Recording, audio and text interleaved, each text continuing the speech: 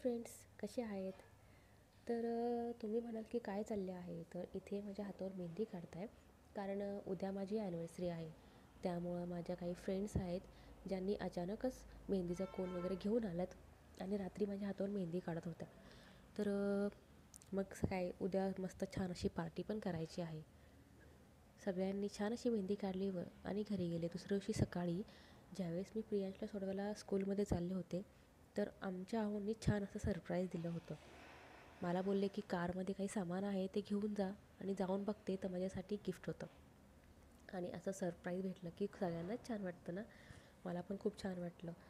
कारण मोस्टली असं म्हणतात की हजबंड्स लोक काही सरप्राईज देत नाही वगैरे.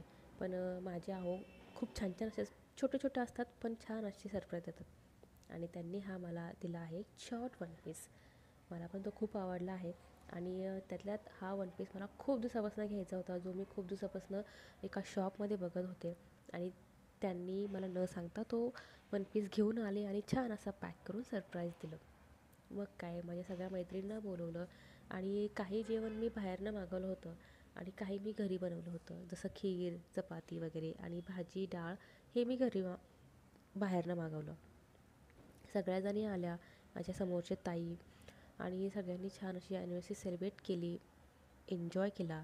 आणि सगळ्यांनी माझे आणि आमच्या आहोंचे दोघांचे औक्षण केले.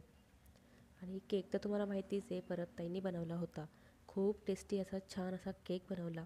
केक कटिंग झालं आणि त्यासोबतच माझ्या काही मैत्रिणी फुलांचा हार वगैरे असं बरंच काही घेऊन आल्या होतात. रिंग पण घेऊन आला, जी कुंदनला मला घालायला लावली. माझ्याकडनं त्यांना फूल देऊन प्रपोज करण्यात आलं. असं बरंच काही त्यांनी खूप छान छान असं प्लॅनिंग केले होते छोटे छोटे, जे त्यांनी सगळं काही घडवून आणलं आणि खूप छान अशी ॲनिव्हर्सरी सेलिब्रेट झाली. तर असा होता माझा आजचा दिवस, व्लॉग आणि माझी ॲनिव्हर्सरी सेलिब्रेशन. कसं वाटलं प्लीज कमेंटमध्ये नक्की सांगा. Thank you so much. बाय.